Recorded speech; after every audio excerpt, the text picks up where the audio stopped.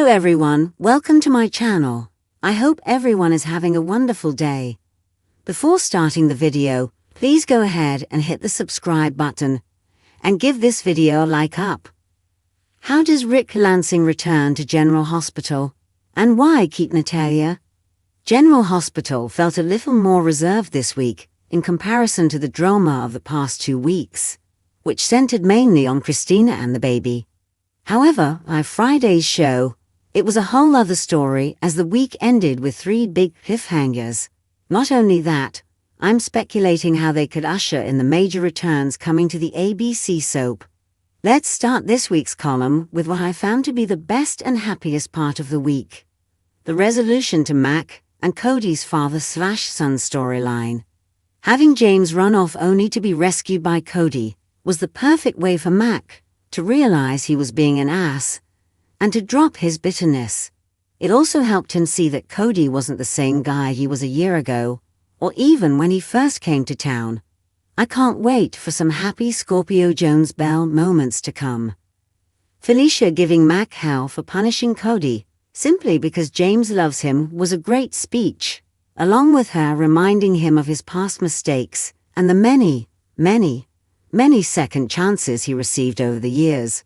I also loved Maxie saying James was in trouble, but not as much as his grandfather. Why exactly did Maxie let Mac make the choices for her son? He's not the parent. On another note, the show has not only been dressing Maxie better, but they've also written her better. She's had some tremendously witty and snarky lines lately, especially in conversations with Nina about her sexing it up with Drew. Maxie's been much more fun than she has been in the past few years. After learning Cody was Mac's son, James realized Cody was his uncle and his mom's brother. It was another heartwarming scene. James being the first to officially welcome Cody to the family just felt right. Tracy is another character who has been evolving nicely lately. Even though they were total filler scenes, Tracy's tea party with Violet and the backgammon game with Cody were enjoyable. Tracy's Grinch heart is melting, and she seems to be turning Cody into her new Finn. Do I dare say she's embracing a little of the Leela inside her? Finally, please get a room, Sasha and Cody, and not at the Metro Court because you might be interrupted there. Go out of town to a cabin in the mountains or something. Go somewhere you won't be interrupted by children and young adults on the Quartermain grounds, so you can finally seal the deal between you two.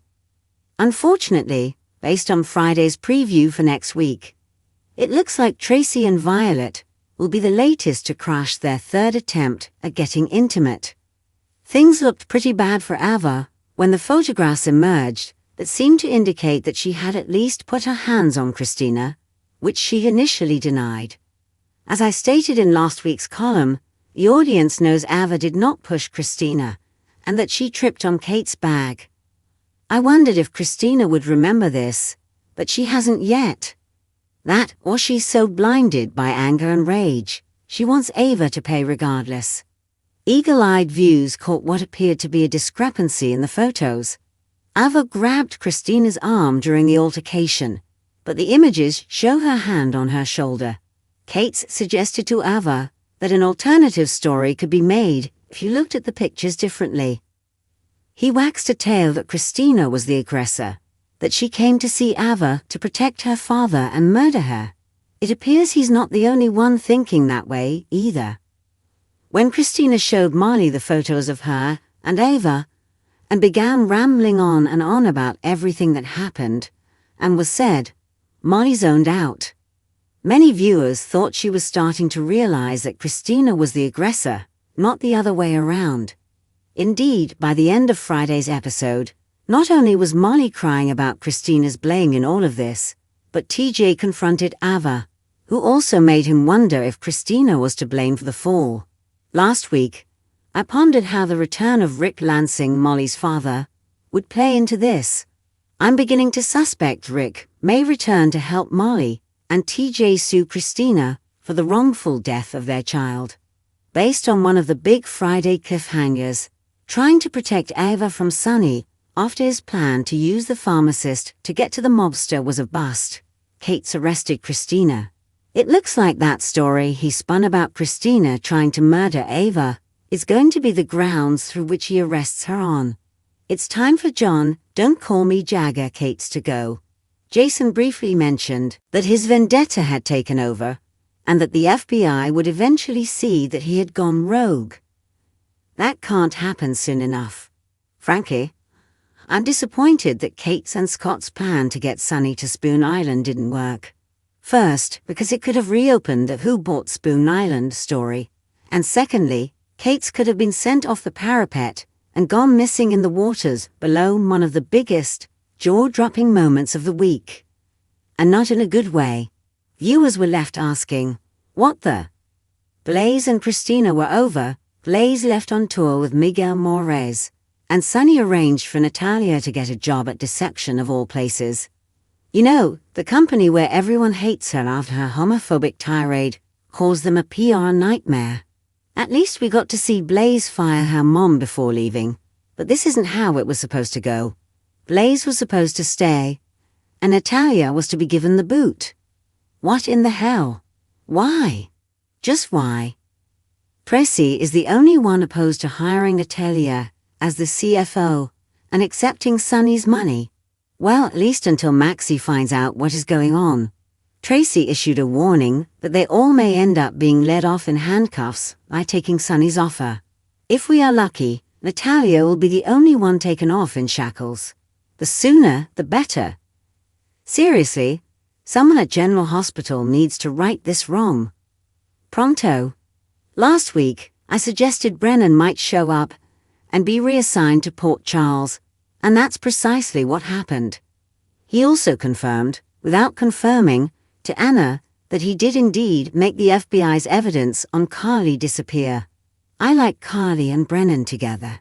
They use chemistry on screen, and who knows, maybe he can help her get Kate's sent far, far away somehow. Brennan also seems like a man who won't put up with Carly's games, and she won't be able to outsmart or outmaneuver him.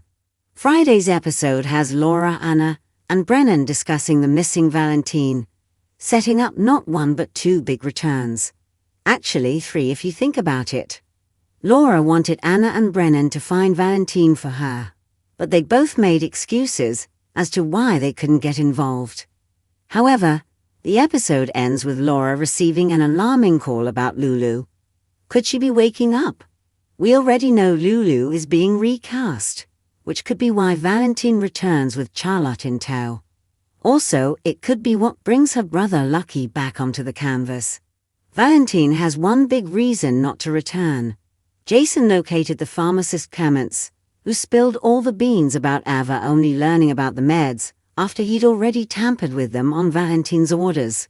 We've now got two stories that could be tied to how Valentine returns to Port Charles. I saved the worst for last. First, I was hoping Nina's working dinner with Drew would be about helping him with his campaign to fast-track his election and move to Washington, D.C., thereby getting him away from Willow. But no, Nina decided she could seduce Drew into forgetting about Willow. She's back at it with her bad ideas.